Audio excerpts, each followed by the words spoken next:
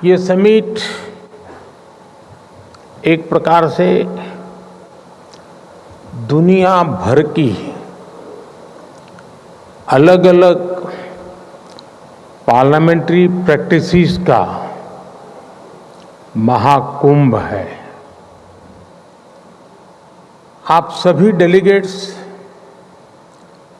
अलग अलग पार्लियामेंट्स की कार्यशैली के अनुभवी हैं।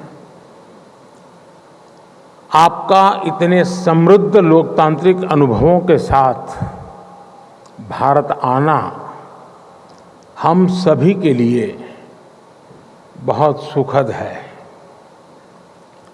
फ्रेंड्स, भारत में ये फेस्टिव सीजन होता है। इन दिनों भारत भर में बहुत सारी फेस्टिव एक्टिविटी चलती रहती है, लेकिन G20 ने इस बार फेस्टिव सीजन के उत्साह को पूरे साल भर बनाए रखा है। हमने पूरे साल G20 के डेलीगेट्स को भारत के अलग अलग शहरों में होस्ट किया। इससे उन शहरों में फेस्टिविटी का माहौल बना रहा। इसके बाद भारत ने मून पर लैंड किया। इसने पूरे देश में सेलिब्रेशन को और बढ़ा दिया। फिर हमने यहाँ दिल्ली में ही एक सफल G20 समिट को होस्ट किया और अब यहाँ ये P20 समिट हो रही है। किसी भी देश की सबसे बड़ी ताकत उसके लोग होते हैं, उसके लोगों की इच्छा शक्ति होती है। ये समिट आज लोगों की इस ताकत को भी सेलिब्रेट करने का माध्यम बनी है। साथियों, P20 समिट उस भारत भूमि पर हो रही है जो मदर ऑफ डेमोक्रेसी है, जो दुनिया की सबसे बड़ी डेमोक्रेसी है। दुनिया की विभिन्न पार्लियामेंट्स के प्रतिनिधि के तौर पर आप जानते हैं कि पार्लियामेंट्स डिबेट और डेलिब्रेशंस का महत्वपूर्ण स्थान होती है। हमारे यहाँ हजारों वर्ष पहले भी डिबेट्स और डेलिब्रेशंस के बहुत ही सटीक उदाहरण है। हमारे करीब 5000 साल से भी पुराने ग्रंथों में, हमारे वेदों में सभाओं और समितियों की बात कही गई है। इनमें एक साथ आकर समाज के हित में सामूहिक निर्णय लिए जाते थे।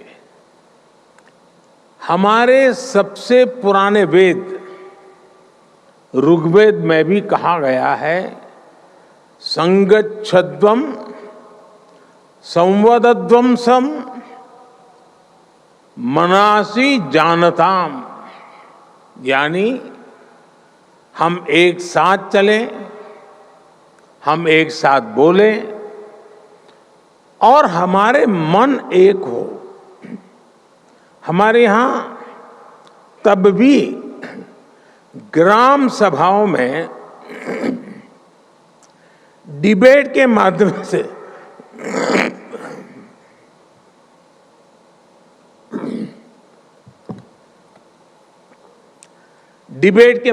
से गांवों से जुड़े फैसले होते थे।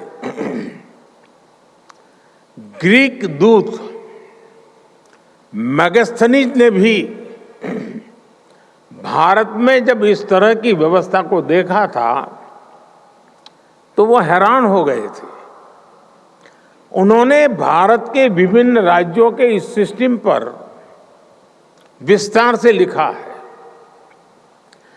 आप ये जानकर भी हैरान रह जाएंगे कि हमारे यहां तमिलनाडु में 9th सेंचुरी का एक शिलालेख है।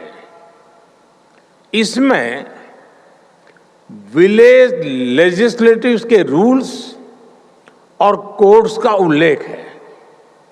और आपके लिए ये जानना भी बहुत दिलचस्प होगा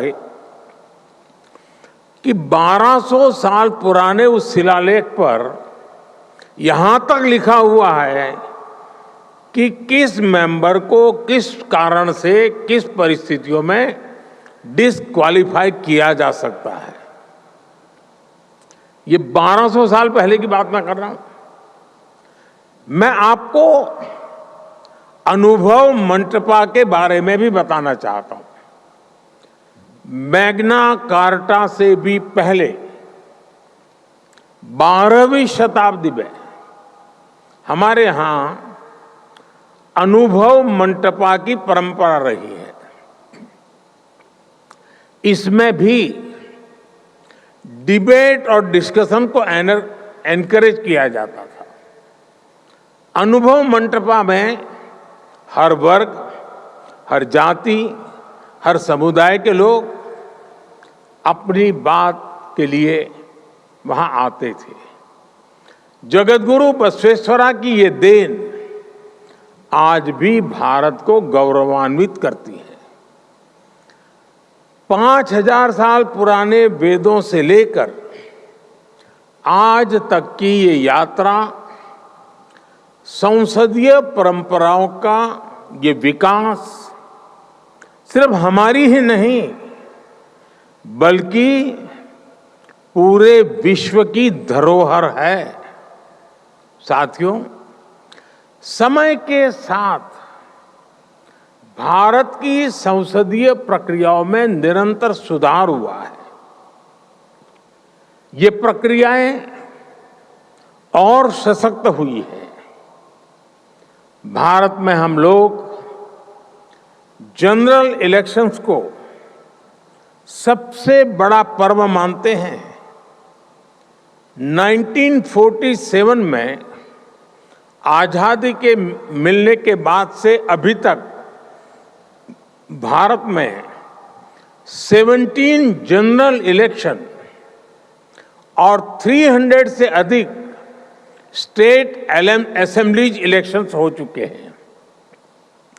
भारत दुनिया का सबसे बड़ा इलेक्शन ही नहीं कराता बल्कि इसमें लोगों का पार्टिसिपेशन भी लगातार बढ़ रहा है। 2019 के जनरल इलेक्शन में देशवासियों ने मेरी पार्टी को लगातार दूसरी बार विजयी बनाया है। 2019 का जनरल इलेक्शन ह्यूमन हिस्ट्री की सबसे बड़ी डेमोक्रेटिक एक्सरसाइज थी। इसमें 60 करोड़ यानी 600 मिलियन से अधिक वोटर्स ने हिस्सा लिया है।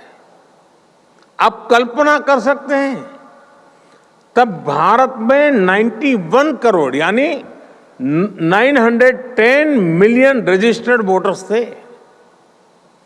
ये पूरे यूरोप की कुल पॉपुलेशन से भी अधिक है।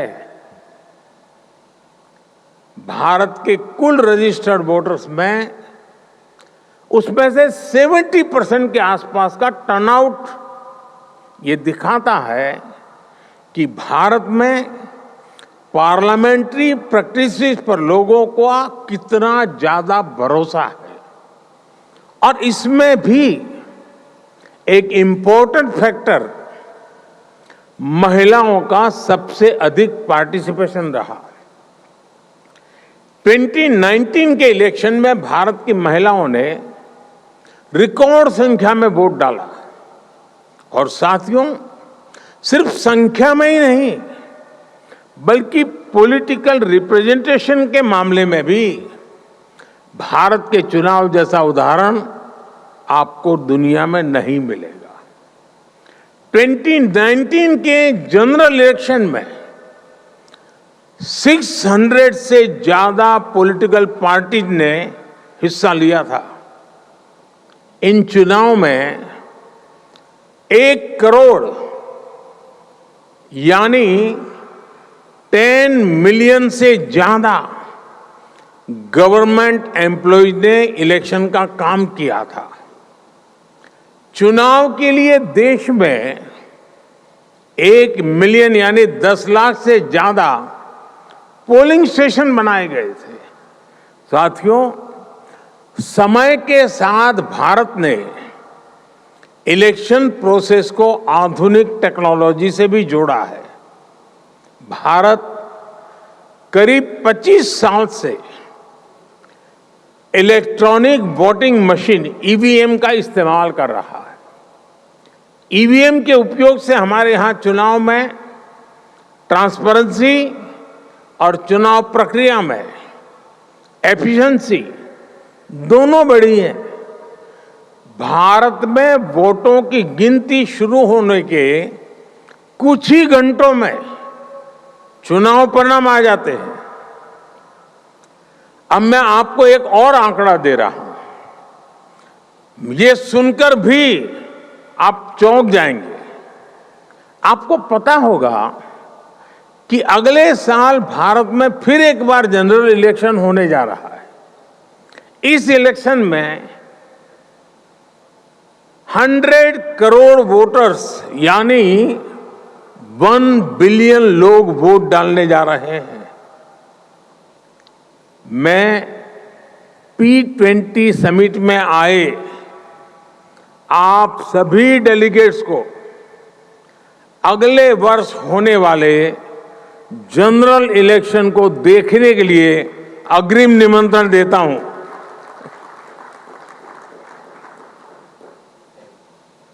भारत को आपको एक बार फिर होस्ट करने में बहुत खुशी होगी।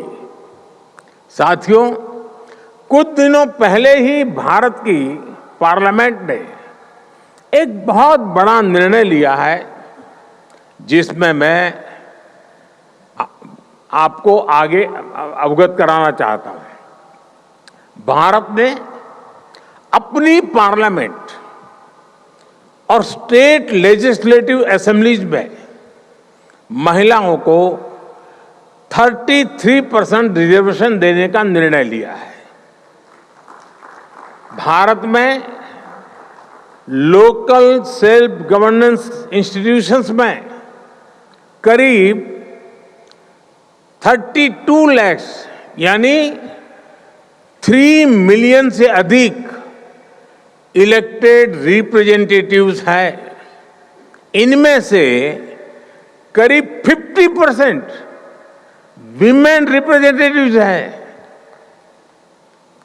भारत आज हर सेक्टर में विमेन पार्टिसिपेशन को बढ़ावा दे रहा है। हमारी संसद द्वारा लिया गया हाल का फैसला हमारी संसदीय परंपरा को और समृद्ध करेगा। फ्रेंड्स, भारत की संसदीय परंपराओं पर देशवासियों के अटूट विश्वास की एक और बड़ी वजह है, जिसे आपको जानना और समझना बहुत अहम है। ये शक्ति है हमारी विविधता, हमारी विशालता, हमारी वाइब्रेंसी। हमारे यहां हर आस्था के लोग हैं। सैकड़ों तरह का खान पान, सैकड़ों तरह का रहन सहन हमारी पहचान है। भारत में सैकड़ों भाषाएं बोली जाती हैं। हमारे यहां सैकड़ों बोलियां हैं। लोगों तक पल पल की सूचनाएं पहुंचाने के लिए 28 लैंग्वेजेस में 900 से ज्यादा टीवी चैनल्स भारत में है एंड 24/7 है। करीब 200 लैंग्वेजेस में हमारे यहां 33,000 से ज्यादा अलग अलग न्यूज़पेपर्स पब्लिश होते हैं। हमारे यहां सोशल मीडिया के अलग अलग प्लेटफॉर्म्स पर लगभग 3 बिलियन यूजर्स हैं। इससे पता चलता है कि भारत में इंफॉर्मेशन का फ्लो और फ्रीडम ऑफ स्पीच, उसका लेवल कितना विराट है, कितना सशक्त है। 21वीं सदी की इस दुनिया में भारत की ये वाइब्रेंसी, विविधता में एकता हमारी बहुत बड़ी शक्ति है। ये वाइब्रेंसी हमें हर चुनौती से लड़ने की, हर मुश्किल का मिलकर समाधान करने की प्रेरणा देती है। फ्रेंड्स, दुनिया के अलग कोनों में जो कुछ भी घट रहा है, उससे आज कोई भी अछूता नहीं है। कॉन्फ्लिक्ट्स और कन्फ्रंटेशन से आज दुनिया संकटों से जूझ रही है। इन संकटों से भरी दुनिया किसी के भी हित में नहीं है। मानवता के सामने जो बड़ी चुनौतियां हैं, उनका समाधान एक बटी हुई दुनिया नहीं दे सकती। यह शांति और भाईचारे का समय है, साथ मिलकर चलने का समय है, साथ आगे बढ़ने का समय है। यह सबके विकास और कल्याण का समय है। हमें वैश्विक विश्वास के संकट को दूर करना होगा और मानव केंद्रित सोच पर आगे बढ़ना होगा। हमें विश्व को one earth, one family, one future की भावना से देखना होगा। दुनिया से जुड़े फैसले लेने में भागीदारी जितनी अधिक होगी, उतना ही बड़ा इम्पैक्ट होगा। इसी भाव के साथ भारत ने अफ्रीकन यूनियन को G20 का परमानेंट मेंबर बनाने का प्रस्ताव रखा। मुझे खुशी है कि सभी सदस्य देशों ने इसे स्वीकार किया। इस फोरम पर भी पैन अफ्रीका पार्लियामेंट की पार्टिसिपेशन को देखकर मुझे बहुत खुशी हो रही है। साथियों, मुझे बताया गया है कि हमारे स्पीकर ओम बिड़ला जी आपको भारत के नए संसद भवन में भी आज शाम को ले जाने वाले हैं। वहां आप पूज्य महात्मा गांधी को श्रद्धांजलि भी देने वाले हैं। जैसा कि आप जानते हैं कि भारत दशकों से क्रॉस बॉर्डर टेररिज्म का सामना कर रहा है। आतंकवादियों ने भारत में हजारों निर्दोषों की जान ली है। संसद के नए भवन के पास ही आपको भारत की पुरानी संसद भी दिखाई देगी। करीब 20 साल पहले आतंकवादियों ने हमारी संसद को भी निशाना बनाया था और आप जानकर चौंक जाएंगे कि उस समय संसद का सत्र चल रहा था। आतंकियों की तैयारी सांसदों को बंधक बनाने की, उन्हें खत्म करने की थी। भारत ऐसी अनेकों आतंकी वारदातों से निपटते हुए आज यहां पहुंचा है। अब दुनिया को भी एहसास हो रहा है कि टेररिज्म दुनिया के लिए कितनी बड़ी चुनौती है। टेररिज्म चाहे कहीं भी होता हो, किसी भी कारण से होता हो, किसी भी रूप में होता है, लेकिन वो मानवता के विरुद्ध होता है। ऐसे में टेररिज्म को लेकर हम सभी को लगातार सख्ती बरतनी ही होगी।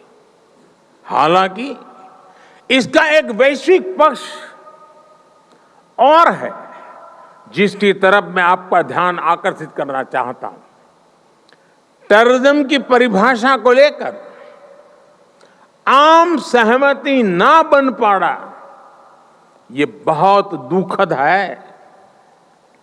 आज भी यूनाइटेड नेशंस में international convention on combating terrorism consensus का इंतजार कर रहा है। दुनिया के इसी रवैये का फायदा मानवता के दुश्मन उठा रहे हैं। दुनिया भर की पार्लियामेंट्स को, रिप्रेजेंटेटिव्स को ये सोचना होगा कि टेररिज्म के विरुद्ध इस लड़ाई में हम कैसे मिलकर काम कर सके। साथियों, दुनिया की चुनौतियों से निपटने के लिए जन भागीदारी से बेहतर माध्यम नहीं हो सकता। मेरा हमेशा से ही मानना रहा है कि सरकारें बहुमत से बनती है, पर देश सहमति से चलता है। हमारी पार्लियामेंट्स और ये P20 फोरम भी इस भावना को सशक्त कर सकती है। डिबेट और डेलिब्रेशन से इस दुनिया को बेहतर बनाने के हमारे प्रयास जरूर सफल होंगे। मुझे विश्वास है भारत में आपका प्रवास सुखद होगा। मैं एक बार फिर आप सभी को इस समिट की सफलता और भारत में आपकी सुखद यात्रा की शुभकामना देता हूं।